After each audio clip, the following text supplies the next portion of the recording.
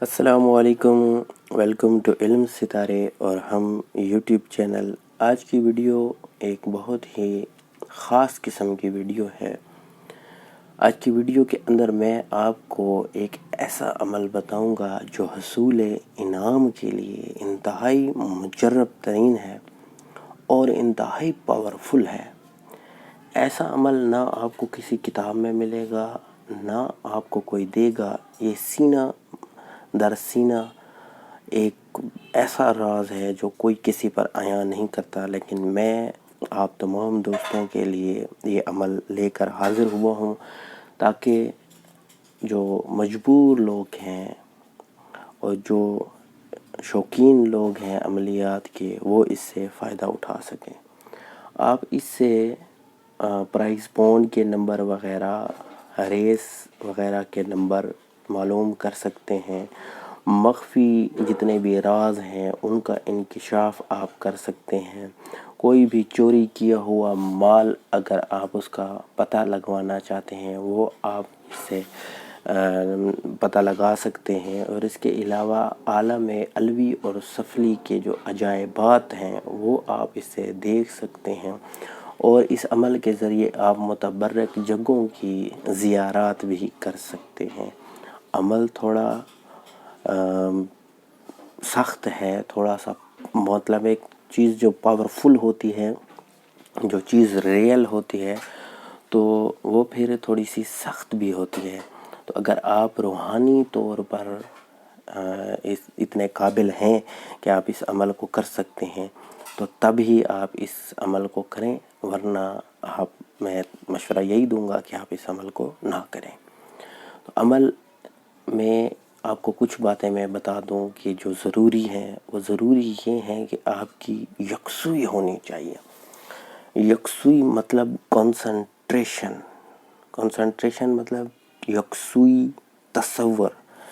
یہ آپ کا بہت مطلب ہے کمال درجے کا طاقتور ہونا چاہیے۔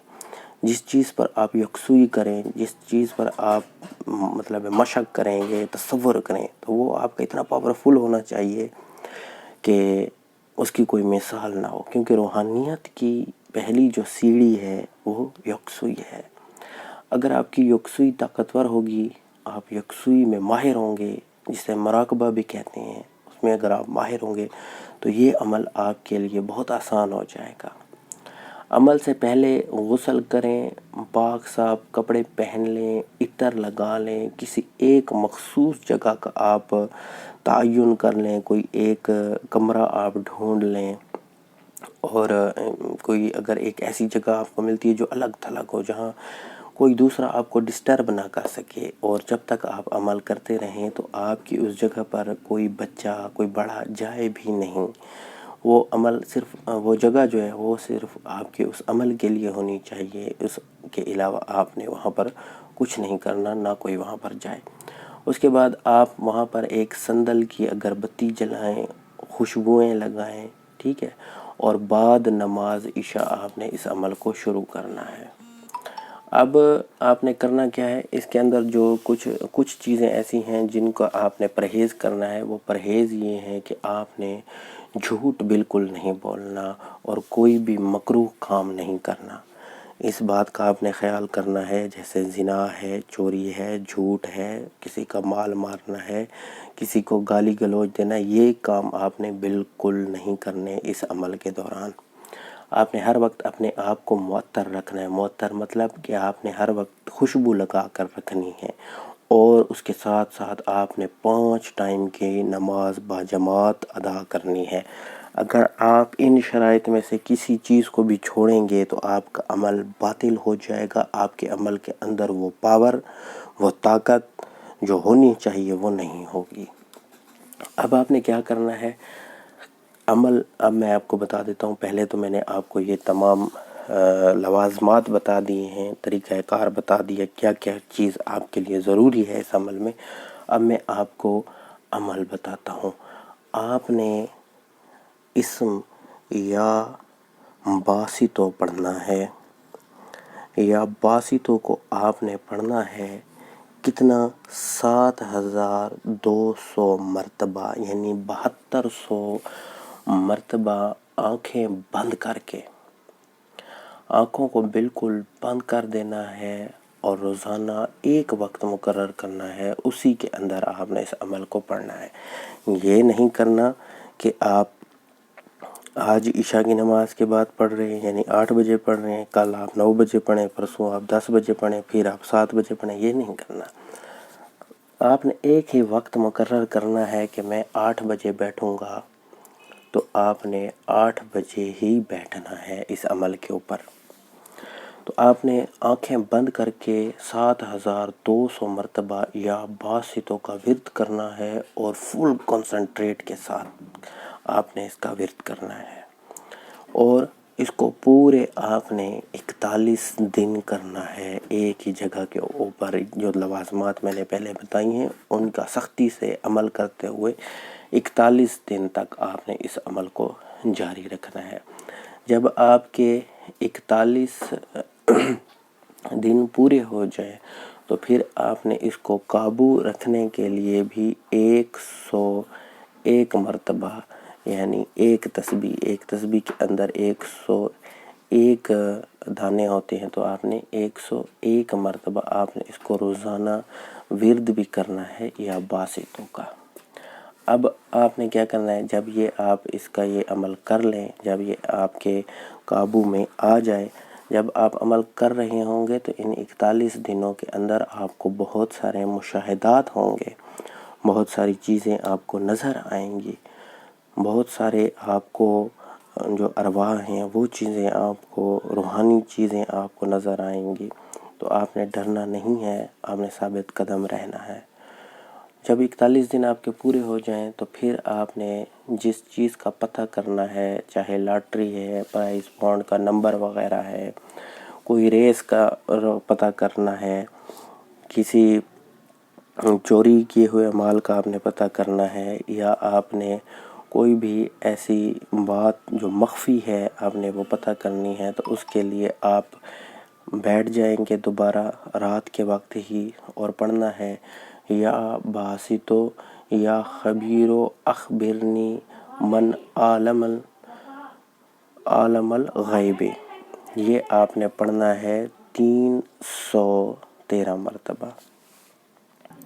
جب آپ 313 مرتبہ اس کا ورد کریں گے آنکھیں بند کر کے فل کنسنٹریشن کے اندر، تو آپ کی آنکھوں کے سامنے ایک ایسے بلیک بورڈ ظاہر ہوگا، اور جو بھی آپ کا مقصد ہوگا، جس چیز کے بارے میں آپ پوچھنا چاہتے ہوں گے، وہ اس بلیک بورڈ کے اوپر لکھا ہوا نظر آئے گا، آپ کو باقاعدہ آپ کو لکھا ہوا نظر آئے گا۔ یہ بلیک بورڈ صرف اور صرف 5 منٹ ٹھہرے گا، اور 5 منٹ کے بعد یہ غائب ہو جائے گا۔